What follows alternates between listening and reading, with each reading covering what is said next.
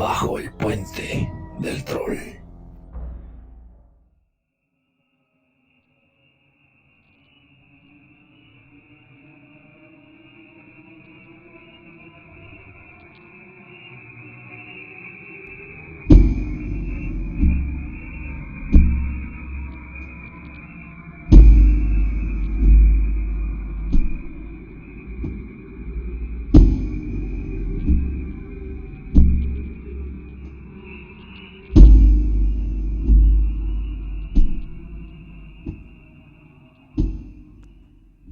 Venimos a este mundo llenos de expectativas. Nacemos y desde el primer momento de nuestras vidas somos juzgados por nuestros padres. Nuestros padres esperan algo de nosotros desde que estamos entre las mantas. Esperan que estemos sanos, esperan que nos parezcamos a ellos, esperan que seamos hermosos y que nada malo nos suceda. La expectativa de tener un hijo sano, bien portado y con buenos hábitos fue precisamente lo que provocó un fenómeno peculiar en la Irlanda de los siglos XVIII y XIX. Debido a viejas costumbres arraigadas en folclore, madres y padres de toda Irlanda que no obtenían exactamente lo que estaban esperando de sus propios hijos, recibían la licencia social para decir que sus niños habían sido cambiados por un changeling, un cambiador. Y si bien las reacciones de algunos de estos padres frente a la idea fueron, un poquito excéntricas, otras reacciones en casos de changelings fueron mortales. Bienvenidos a Bajo el Puente del Troll. Este es un nuevo episodio de una nueva temporada. Acabamos de comenzar la semana pasada con esta temporada. Antepasada. Se me olvida que aquí la cuestión es cada 2 semanas. Y estamos en estos temas que decidí titular, para bien o para mal, Halloween en primavera. Una serie de casos reales, la mayoría, que están vinculados con hechos que podrían parecer fantásticos de alguna manera y que podrían parecer terribles de escucharlos una y otra vez. El día de hoy estamos aquí para hablar de la leyenda de los cambiados o de los cambiadores, los changelings, un término que nace en Europa Central, cerca de Polonia, y que de allí se va a recorrer hacia el norte y hacia el oeste por Alemania, pasando por Países Bajos, hasta llegar a Irlanda, que es donde el mito va a cobrar algunas de sus víctimas. Y el día de hoy también específicamente analizaremos un caso en particular de una persona que fue víctima de una creencia sobrenatural, específicamente de la creencia sobrenatural de que cuando eras cambiado por un hada o un ser mágico, había que sacarte al ser mágico de adentro, y las formas de hacerlo no eran las más humanas. Saben de antemano que soy un ferviente creyente, vamos a decirlo de esa manera, de eliminar las creencias sobrenaturales, los mitos que en algún momento fueron explicaciones simplificadas a fenómenos complejos, hoy en día no tienen cabida en una mentalidad moderna, excepto si acaso para tranquilizar un poco a aquellas personas que no son 100% capaces de lidiar con un duelo, con una pérdida, con una serie de eventos desafortunados o con la simple realidad. Pero no todos los mitos son iguales. El mito del que vamos a hablar el día de hoy, el mito irlandés de los changelings, implica creer que un ser humano, casi siempre un bebé de cuna, ha sido robado por las hadas, ¿sí? Así como lo oyen, y ha sido reemplazado por un bebé troll. Cuando el niño, que antes era sano y fuerte, de repente se vuelve enfermizo, débil o basta con que esté particularmente mal portado. Pueden ver una versión simplificada y divertida de este mito irlandés en la serie Trollhunters de Guillermo del Toro, que está actualmente en Netflix, donde un personaje que es hermano de una de las protagonistas es cambiado precisamente por un changeling. Guillermo del Toro con sus trolls, por supuesto, toma mucho de mitologías antiguas y pues está ahí abrevando de la mitología irlandesa. La idea suena simple y ridícula, ¿no? Esta idea de, es mi chamaco, ¿por qué hoy anda molesto? Es que me lo cambiaron por otro. Pareciera como el cuento de terror que le cuenta a un papá a su hijo para que se porte bien y se calme. Pero en la Irlanda de los siglos XVIII y XIX, el mito de los changelings, la idea de que tu hijo podía ser verdaderamente cambiado por un ser mágico, era una preocupación real para padres que sostenían creencias sobrenaturales, que lamentablemente eran bastantes. Específicamente en Irlanda, si un niño no crecía al ritmo esperado, si sus dientes salían demasiado rápido, si tenía los dientes demasiado largos de repente, si no era muy listo, si comía más de la cuenta, sus padres podían simplemente argumentar que su hijo ya no se trataba de su hijo, sino de un cambiado.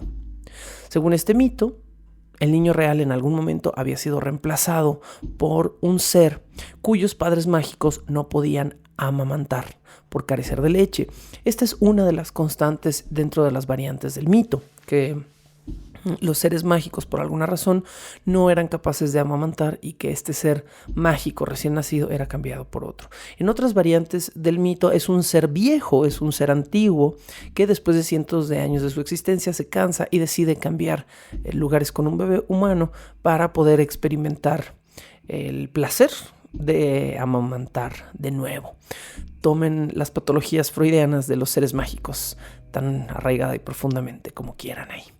¿Qué era lo que procedía? Bueno, después de cambiar a un bebé por un ser transformado, la idea era la idea era que estos seres mágicos se llevaban al infante real al mundo de las hadas y lo ponían allí a servir a una familia de trolls hasta que pues sus padres hicieran un esfuerzo por recuperarlo. Si el esfuerzo no era realizado, entonces este pequeño ser humano crecería el resto de sus días entre los trolls, sería tratado como un mal hijo, como una especie de cenicienta y en algunos casos, cuentan las leyendas, olvidaría quién era y eventualmente dejaría de tratar de escapar o de salir de ahí. En algunos de los ejemplos que vamos a ver hoy, el cambiado es por lo general un ser viejo, un ser antiguo, que decide cambiarse a sí mismo por un bebé o un niño. Había, por supuesto, estrategias que se podían implementar para evitar que un ser malvado se instalara dentro de tu casa. Esta es la parte más benigna del mito, la parte profiláctica del mito, ¿no? Donde tratas de evitar antes de que algo malo suceda. En el norte, ya cuando llega a Irlanda el mito, se creía que el hierro era una de las mejores defensas contra los seres mágicos. No, esto no se inventó en los capítulos de Supernatural, donde utilizan sal y hierro para todo. Y de hecho, si tienes unas tijeras de hierro bañadas con sal, ya pues defenderte de todos los seres monstruosos de Supernatural. No, esto viene de mitos más antiguos. El hierro específicamente era considerado un metal que alejaba a estas presencias, por lo que las madres tenían el hábito, la costumbre de dejar un par de tijeras de hierro abiertas junto a la cuna del bebé para repeler a las hadas. Otra costumbre dictaba dejar un abrigo de hombre volteado sobre una silla junto a la cuna del bebé para que los duendes y hadas y trolls, al ver desde la ventana el cuarto del niño, vieran la silueta y pensaran que había alguien acompañando al bebé en el cuarto y por supuesto pues no se acercaran a él. El último remedio profiláctico era un poco paranoico e implicaba que sin importar dónde en la casa o en el mundo estuviera la madre del niño, debía dormir con el rostro apuntando hacia donde estaba la cuna del bebé. Estas eran las 3 medidas que se podían tomar para evitar que a tu chamaco pues te lo cambiaran por otro. Hoy en día lo único que puedes hacer es no tenerlo en el seguro para asegurarte de que eso no pase. Cualquier cambio de actitud se consideraba una seña de que tenías un cambiado dentro de tu propia casa. Específicamente se buscaban comportamientos inquietos. Cosa que parece ridículo, de nuevo, lo vemos en una pedagogía moderna y todo nos parece una exageración. Estos son algunos casos en los cuales se podía acusar a un niño de haber sido cambiado. Si estaban inquietos, si brincaban mucho, si no hacían sus deberes como se les indicaba, o, los peores, si sentían una curiosidad temprana por tocar un instrumento musical o por bailar. Esto era clara señal de que tu hijo ya no era tu hijo y no tenías por qué soportarlo más. Así de ridículo el mito. Quisiera aquí hacer un pequeño paréntesis para puntualizar que estamos hablando de que por una creencia sobrenatural, ridícula, arraigada y transferida por cientos de años entre culturas, niños que se comportaban como niños, que brincaban, que no querían hacer su tarea, que querían tocar un instrumento o ponerse a bailar, eran tratados como pequeños monstruos. Ya vimos que los remedios profilácticos no eran particularmente dañinos. Pero, ¿qué pasaba cuando un hijo tuyo ya había sido cambiado? Antes de eso quiero hacer otro pequeño paréntesis, y es que yo estoy viendo también las cosas con una perspectiva moderna, pero estamos hablando de una época distinta. En la Irlanda de los siglos XVIII y XIX, la manera de vivir de personas que no eran parte de una familia adinerada era teniendo un cuidado sobre la productividad en épocas de carencia. Era asegurarse de cierta manera que todos los miembros de una familia fueran a sobrevivir una mala cosecha, un invierno muy duro, participando todos por una meta común. Todos tenían deberes, todos tenían tareas, todos tenían algo que hacer en la casa. Y ciertas señas como no querer hacer esas cosas, tener demasiado apetito, estar engordando demasiado, mostrar una rebeldía o un recelo, eran un motivo por el cual familias enteras podían no sobrevivir a un invierno. Entonces, la perspectiva sí era distinta. Hoy en día tenemos un montón de psicología de lo que implica ser un niño en la modernidad. Pero por supuesto que esta gente no contaba con eso, y además por supuesto que esa gente no tenía las mismas prioridades que tenemos nosotros. Nosotros queremos leche y huevo, vamos al abarrote de la esquina, gastamos a lo mejor un promedio de 50 pesos por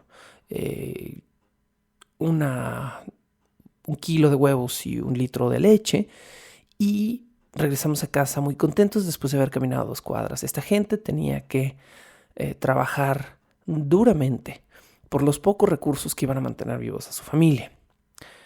Y es aquí donde comienzan las preocupaciones. ¿Qué tal si toda la expectativa que yo tenía de mi hijo, qué tal si todo el peso psicológico de lo que yo puse sobre él no coincide con lo que yo espero?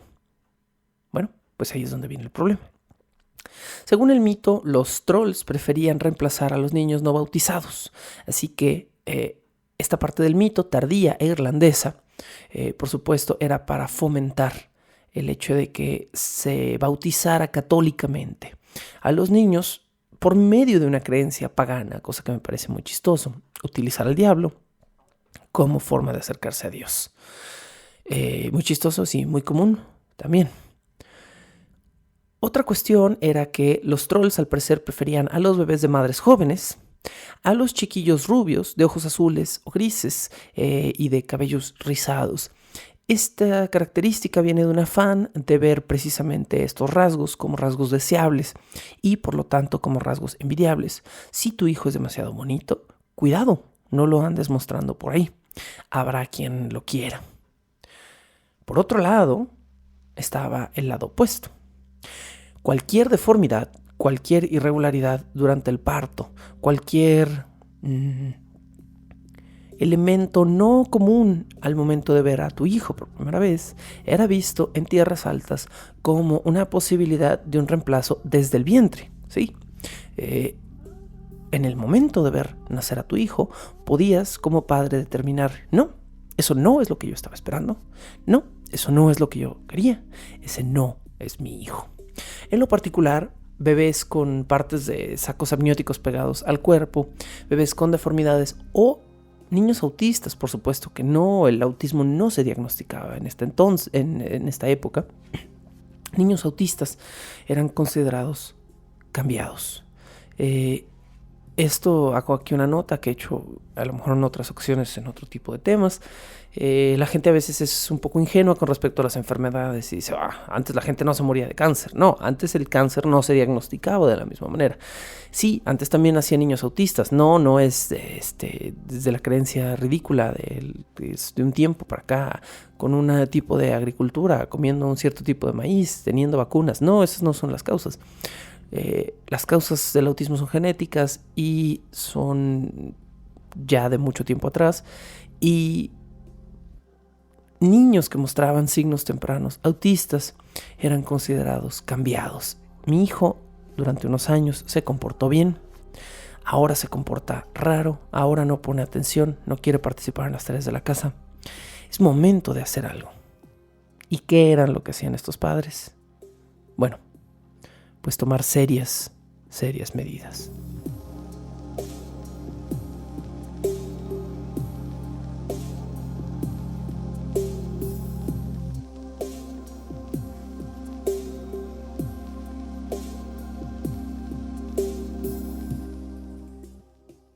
Una de las soluciones, quizá la más benevolente al momento de darte cuenta de que tu hijo, que no ponía atención, que bailaba mucho y que tocaba la flauta, ya no era tu hijo, era en Irlanda buscar círculos o formaciones de piedras mágicas que revirtieran el hechizo. Buen remedio. Nadie sale herido. Pero otros métodos mucho más extraños que provienen de las variantes alemana y polaca de esta leyenda son un poco más contundentes. Uno de estos remedios, quizá el más común y de los más benevolentes también, pero el más extraño, implicaba cocer, destilar o cocinar alimentos o bebidas en cáscaras de huevo. ¿Qué? ¿Cómo? Sí, se creía que este hecho tan extraño extrañaría tanto al ser ajeno que lo obligaría a hablar o a confesar su extrañeza en un momento donde quizá no era apropiado revelarla. Este era uno de los remedios. Los otros dos remedios que restan para corregir a los cambiados eran mucho más agresivos. Según las vertientes más antiguas de la leyenda, las dos maneras infalibles de que tu hijo volviera a ser quien esperabas que fuera eran quemarle un brazo, acercándoselo al fuego, o a una plancha, o a una estufa, o golpearlo, azotarlo, hasta que volviera a ser quien tú quisieras que fuera.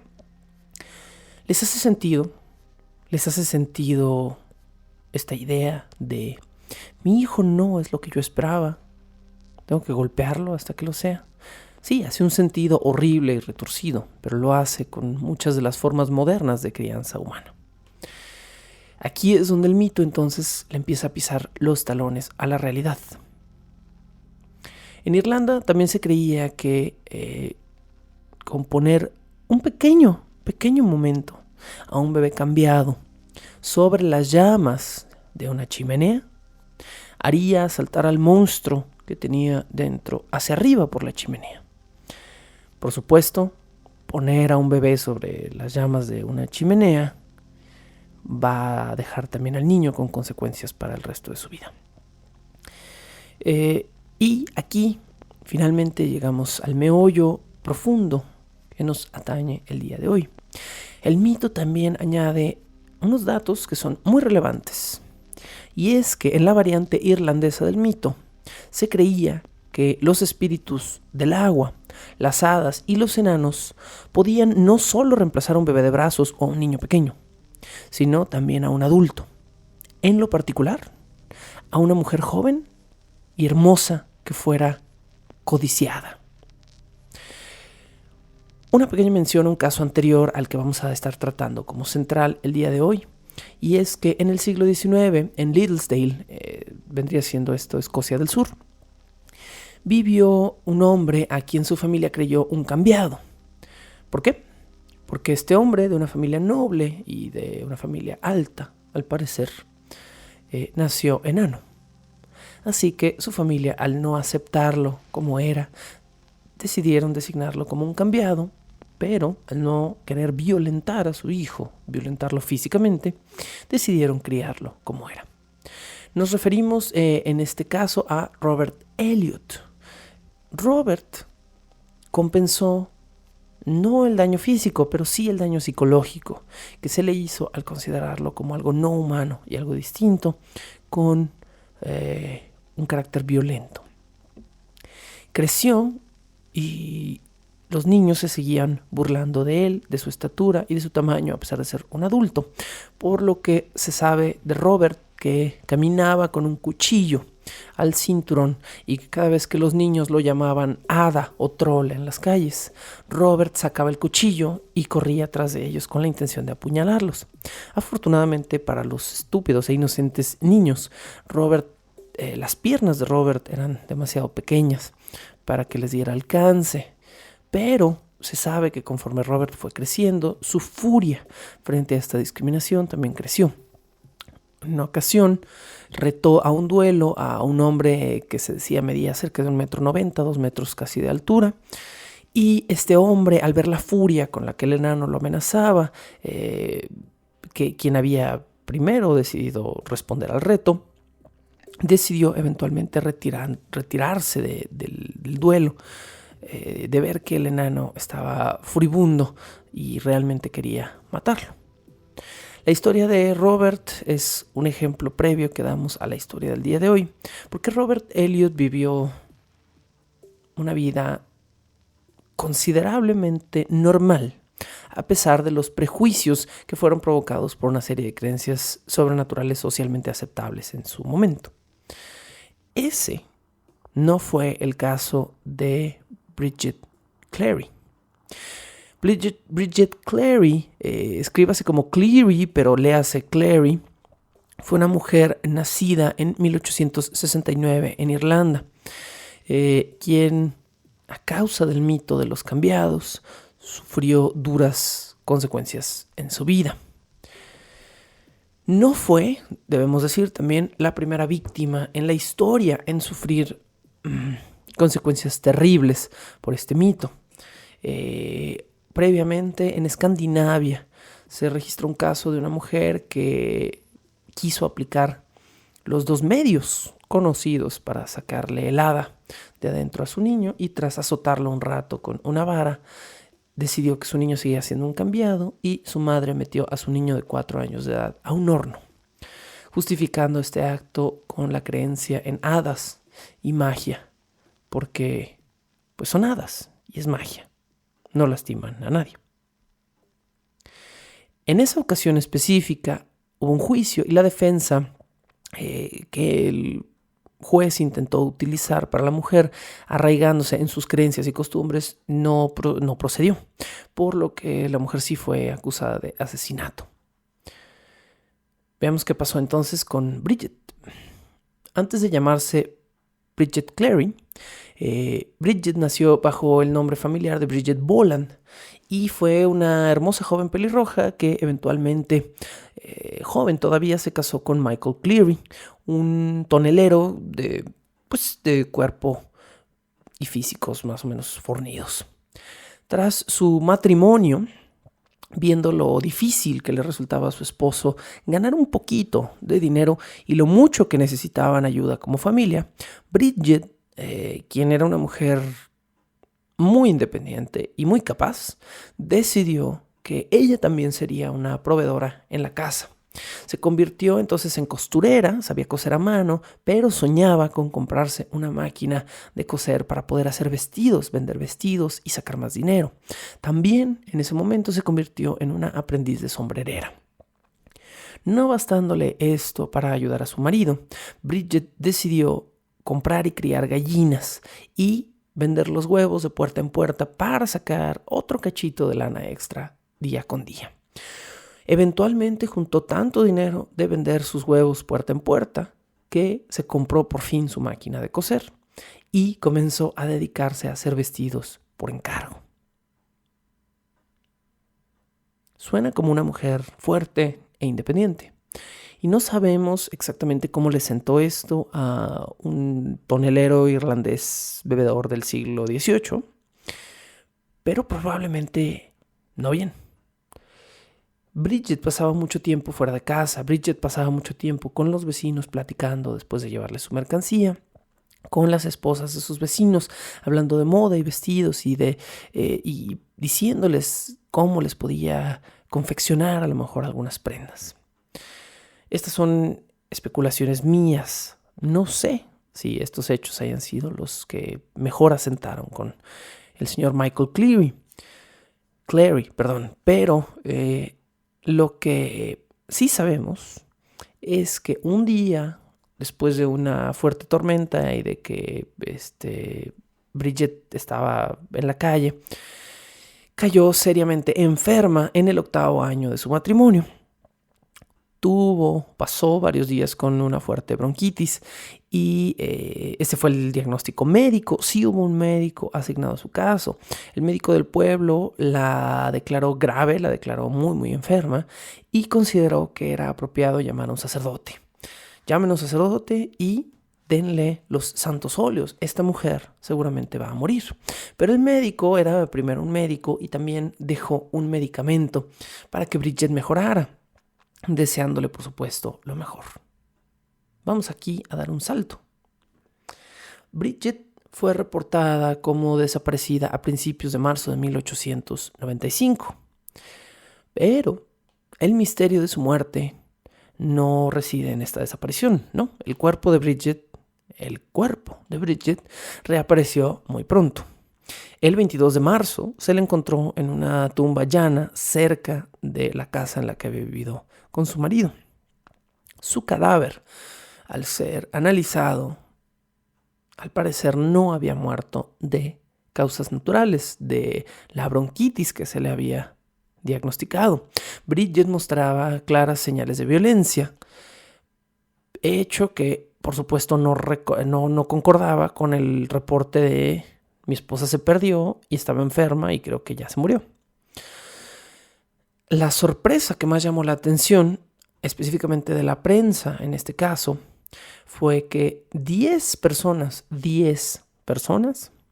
fueron acusadas de estar involucradas durante el asesinato de Bridget Clary. Se me va el nombre, yo lo leo como Cleary, pero se pronuncia Clary. Todas las personas que estuvieron presentes en la muerte de Bridget la conocían de una forma o de otra, ya sea como familia o como vecinos. En su asesinato estuvieron presentes no solo vecinos, estuvo su padre, su hermana, su primo y su esposo. ¿Qué fue lo que pasó? ¿Qué fue lo que sucedió que pudo haber tenido a 10 personas como testigo y que al mismo tiempo le provocó a Bridget una muerte violenta? Bueno, si han estado poniendo atención en el programa de hoy y si han estado escuchando de lo que estamos hablando, saben perfectamente hacia dónde vamos. Y iremos después de este pequeño corte musical.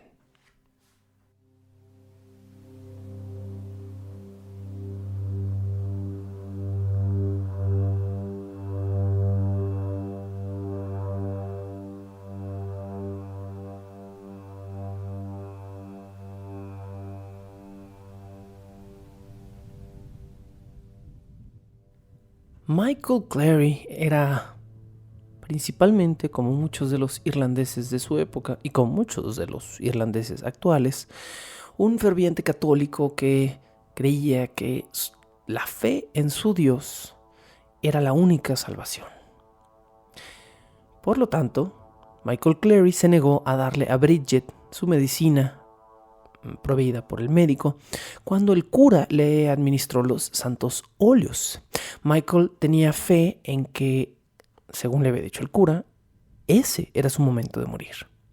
Ese era el momento en el que Bridget era reclamada por el Dios de la fe en la que él creía.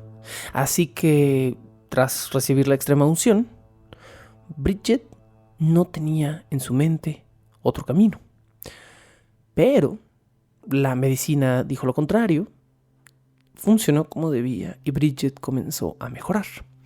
hecho que no sentó bien con lo que ya tenía en mente su marido.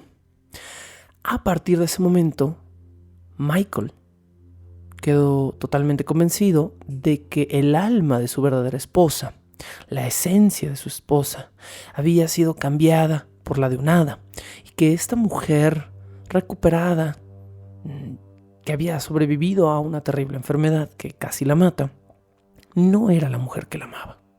Así que, durante días, obligó a Bridget a tomar remedios caseros contra las hadas, remedios que no estaban ayudando con su enfermedad, remedios que no estaban ayudando con su recuperación, que por lo general eran cosas horribles que la forzaban a tomar y que le quitaban el apetito. Michael también la obligaba a comer en momentos en los que ella no quería comer. 100% convencido finalmente de que la única manera de salvar a su esposa era aplicar uno de los viejos remedios, Michael juntó a varios familiares y vecinos, les explicó su creencia y su situación, y ellos, creyéndole también lo que estaba pasando, decidieron permitir que Michael la sacara una noche de su cama. Por alguna razón que no alcanzo a encontrar yo en la mitología, la bañaron en orina o le orinaron encima. La golpearon, la azotaron como dictaba el mito y la quemaron viva en la chimenea para sacarle de dentro el espíritu del hada que la había poseído.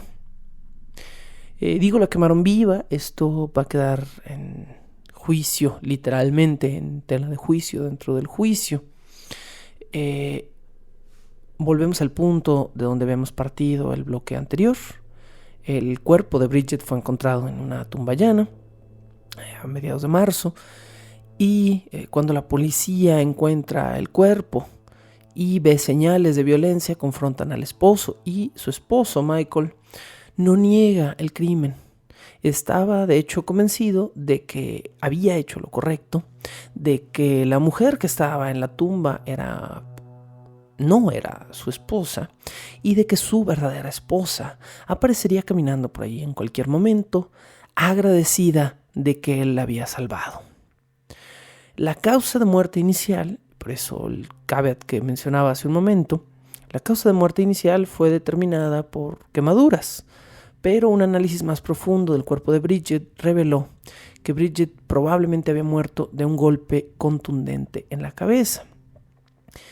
Aquí es cuando Michael, por supuesto, declaró que la forma en la que había azotado a Bridget era tomándola de la cabeza por el cabello y azotándola contra el piso de la cocina. Esto, les recuerdo, frente a su padre y algunos otros de sus familiares y vecinos, quienes no detuvieron a Michael, quien, además de estar convencido de que hacía lo correcto, tenía una especie de derecho, no sé, por ser su esposo, o eso es al menos lo que la gente que estaba presente pensó.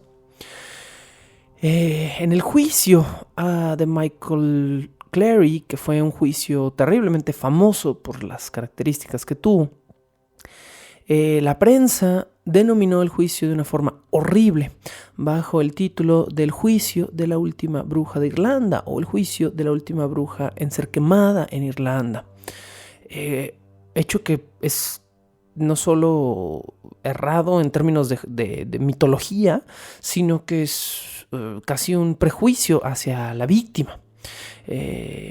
Michael declaró en el juicio que fue después de las recomendaciones del sacerdote, después de que el sacerdote le dio la extrema unción a su esposa, que él determinó que solo su fe y no la medicina podrían salvar a su mujer.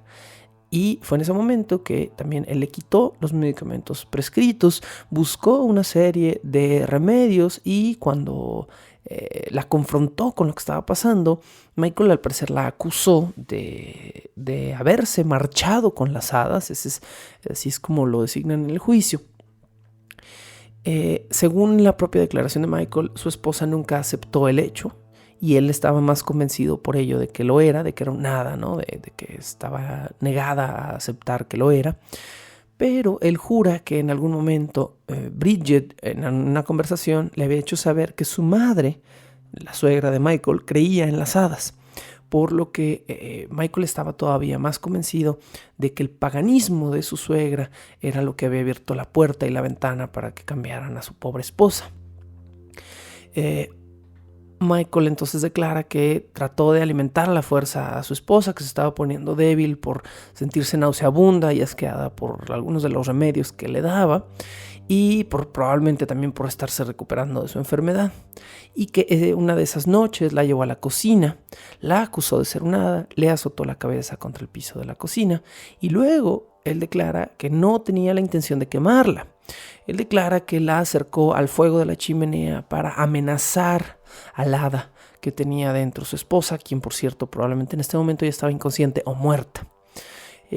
Según la declaración de Michael y la de las 9 personas que presenciaron este homicidio, yo lo llamo homicidio, y ahorita verán por qué digo esto, Michael acercó demasiado al fuego a Bridget y sus ropas de fibra natural se prendieron fuego rápidamente. Este es el testimonio oficial de los testigos, familiares, vecinos de Bridget que junto con Michael presenciaron este asesinato y quienes tampoco hicieron nada y quienes ahora también están siendo enjuiciados en este proceso junto con Michael. Los vecinos, los otros presentes, declararon que no sabían si Bridget seguía viva después de que Michael la azotó contra el piso de la cocina. Pero lo que sí declararon, incluso el padre de Bridget, fue que estaban tan convencidos como Michael de que la mujer sí había cambiado en sus últimas semanas de vida, claro, cuando se había enfermado, y de que ya no era la misma. Esto, pues, por supuesto, sin considerar los síntomas de una bronquitis. Al jurado que estaba juzgando a Michael se le permitió ver el cuerpo brutalizado de Bridget. Específicamente se les mostró las heridas causadas por la violencia de Michael y se les mostró el rostro de Bridget para comprobarles que la muerta sí era ella. La creencia sobrenatural y mística arraigada de Michael fue lo que más llamó atención al caso, pero también fue quizá lo que lo salvó, entre comillas, de un peor veredicto. También le ayudó el hecho de que fueran varias personas convencidas de lo que Michael creía, para que el juez que finalmente cerró el caso declarara a Michael como responsable no de asesinato, sino de homicidio involuntario, un cargo muchísimo menor, como si Michael no hubiera sido responsable de azotar el cráneo de su esposa contra el piso y de quemarla. Este asesino fue enviado a prisión por 15 años, cumpliendo los últimos años de su condena en 1910. Solo 4 de los otros 9 presentes al momento de la muerte de Bridget fueron acusados y esa acusación se limitó a cargos de asalto, por lo que muchos de estos presentes no pasaron tiempo en prisión. La prensa hizo un día de campo con el caso y además de acusar a Bridget de ser una bruja, que es no solo ofensivo, sino errado, incluso con la mitología detrás del caso, esto comenzó una rima popular en los niños. Hasta el día de hoy corre y se conoce la rima en Irlanda. Hice la mejor traducción que pude de esta rima en inglés para que siguiera rimando, y la traduzco de la siguiente manera: ¿eres una bruja? ¿Eres un hada? ¿O eres la mujer con Michael Clary desposada? Esta podría ser la traducción latinizada en español de este refrán, de este pequeño dicho, como cancioncita que le cantaban los niños a una mujer que fue, de todas las formas que lo veamos, una víctima inocente de un asesinato por parte de su propia familia. La prensa, en vez de hablar de Bridget y de hablar de su caso específico, desvió la atención del caso como una palanca política para debatir si los irlandeses tenían la responsabilidad de autolegislarse sin la ayuda de Inglaterra. Es decir, lo convirtió en un asunto totalmente político. Y otros textos, los menos, llevaron la cuestión a culpar a la influencia negativa de la Iglesia Católica en Irlanda, que sí es parte del problema, pero no es todo el problema. Pero nadie, absolutamente nadie, estaba hablando de la pobre Bridget, quien pues fue, de todas las formas que lo veamos, una mujer inocente, una mujer enferma, a la que asesinaron por ser diferente, por no ser lo que todos esperaban, por no ser lo que su marido esperaba cuando se casó con ella, y por culpa de la superstición. El escritor E.F. Benson, un autor popular de cuentos de terror en el siglo XIX, defendió a Michael Clary diciendo que no era del todo responsable de sus actos, porque era un hombre que estaba realmente convencido de que estaba haciendo lo correcto según sus creencias. El interés por el cual yo quise tratar este caso es precisamente declaraciones como estas. Estamos tan acostumbrados a meter las creencias como una libertad personal, sin considerar que toda creencia tiene un impacto social, donde ciertas normas sociales, humanas y legales de repente se vuelven permisivas frente a la creencia. Yo creo en esto, no me importa entonces lo que sea lo correcto. Yo creo que estoy haciendo lo correcto, y deformamos la moral humana y deformamos el comportamiento social humano para convertirlo en una conveniencia personal con base en nuestras creencias. Y si nuestras creencias más encima están basadas en seres sobrenaturales que nos dan licencias o que nos hacen sentir que tenemos una superioridad moral, es entonces donde vienen los verdaderos problemas a nivel global, diría yo. Quizá lo único correcto que sí hizo E.F. Benson en su artículo fue decir que la culpa era del enorme peso que las creencias sobrenaturales ocupan en nuestra cabeza. Así termina la historia de hoy, así termina nuestro capítulo de hoy, que quizá quede un poco más corto, quizá unos minutillos más corto de lo que acostumbramos en estos episodios de 1 hora. Así termina también, y terminó la historia de la bella, fuerte, independiente Bridget Boland. Uso su apellido de soltera para hacerle un poco de honor, aunque su padre también estuvo presente en su homicidio. Así termina la historia de Michael Clary, que eventualmente pues sale de prisión, quizá unos años antes del máximo de su condena, y vive el resto de su vida. Hay una pequeña biografía después de lo que hizo con su vida. Se mudó, hizo su propio rollo. No recuerdo si se volvió a casar, pero bueno. Y bueno, y me gustaría también cerrar con la pequeña reflexión de lo que mencionaba hace un momento, de que el Vox Populi nos dice que debemos ser respetuosos de cualquier creencia sobrenatural, porque las creencias son personales y no implican riesgo. Pero me gustaría llamarle la atención de cómo comienza el episodio de hoy a cómo termina, con base en los hechos que todavía son relevantes en pleno 2019. Todavía por creencias personales hay familias que dejan morir a sus hijos porque no aceptan que se les hagan transfusiones de sangre. Todavía por creencias personales hay diabéticos que no reciben sus medicamentos porque no quieren tener productos ajenos dentro del cuerpo. Hay creencias personales no arraigadas en una religión o en una espiritualidad, pero sí vinculadas a esta libertad, que hacen que la gente no vacune a sus niños. Ahorita estamos en una serie de brotes de enfermedades que estaban casi erradicadas en zonas por movimientos antivacunas. Ayer mismo leía un caso de sarampión, me parece, en un cine en Estados Unidos, donde toda la gente, absolutamente toda una sala, ahorita está en riesgo de tener sarampión por un niño no vacunado. Entonces, pasa con las creencias personales exactamente lo mismo que pasa con las ideas personales.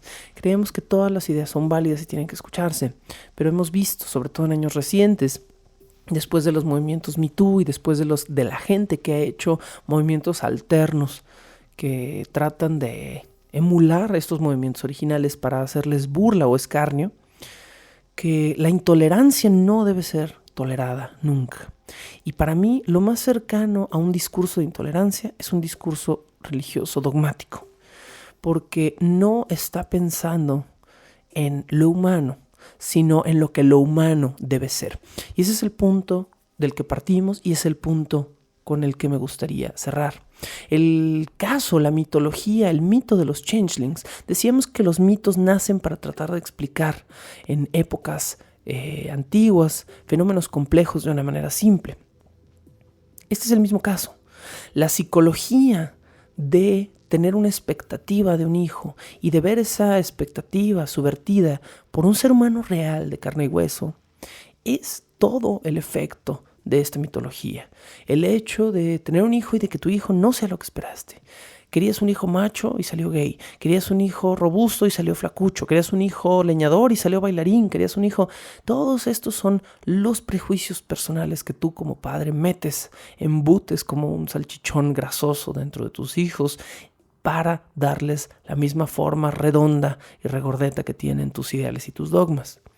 Y son pensamientos totalmente errados. En vez de estar guiando a un ser humano por un camino, estás tratando de embonar una forma a un camino que lo va a comprimir y que lo va a constreñir.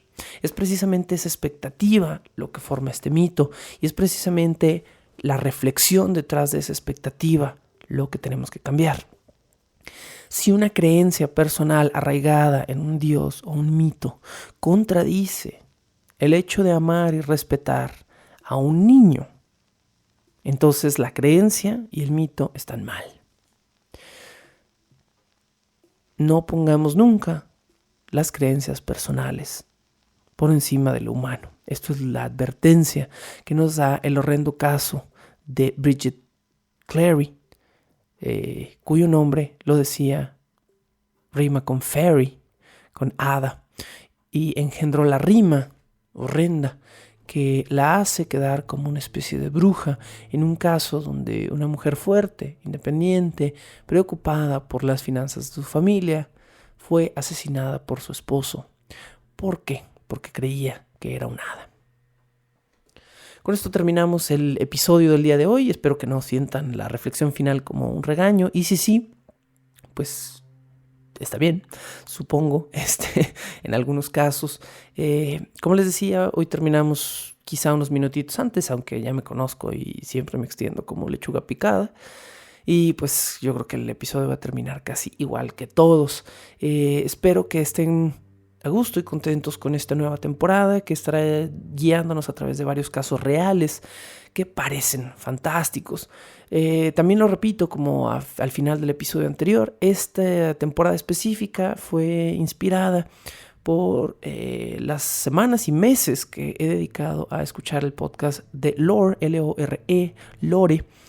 Lore es un podcast de Aaron Mahnke, al que de alguna manera le hago una cierta promoción indirecta, aunque no estamos de ninguna forma vinculados, el señor Mahnke y yo, para nada. Pero si les interesan el tipo de temas que yo trato a veces en mis podcasts, Aaron Mahnke hace su versión, su forma ligeramente similar a ratos a un poco lo que yo hago en El Puente y aquí en Bajo el Puente, muy distinta en otros ratos. La verdad es que lo repito como lo dije en el episodio anterior, a veces me parece un poquito alarmista, me parece que le abre demasiado la puerta a la posibilidad y le cierra demasiado la puerta a la razón.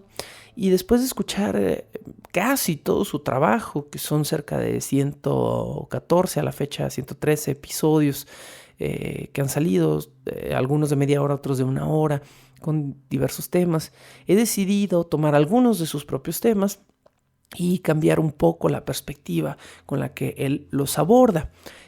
Curiosamente, si les da mucha curiosidad, el mismo caso de Bridget Cleary que relaté hoy sin toda la mitología irlandesa que yo le puse detrás, es parte de un episodio de Lore llevado al programa de Amazon Prime.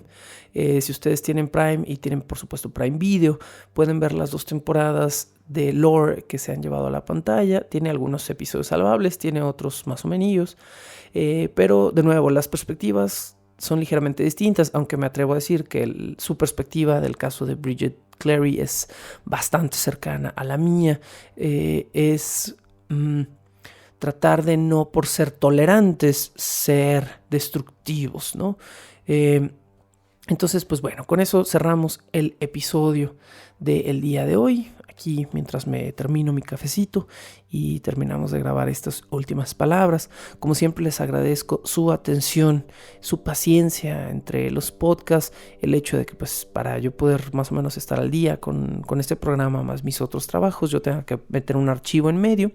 Eso es lo que no permite, por supuesto, que haya 4 podcasts al mes, que era mi intención original desde que comencé este proyecto. Se nos ha unido cada vez más gente. Agradezco a toda esta gente nueva que está aquí con nosotros por sus donaciones.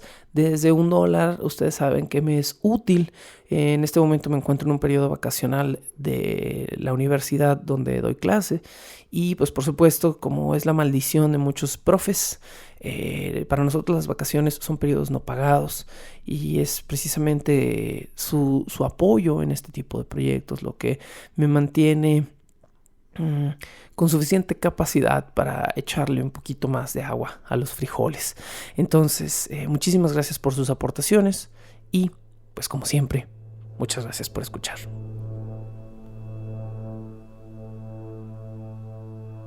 La locución, la producción y la música original de este programa son creadas por Sergio Vicencio. Ve a patreon.com/Sergio Vicencio y apoya este podcast para obtener horas de contenido adicional.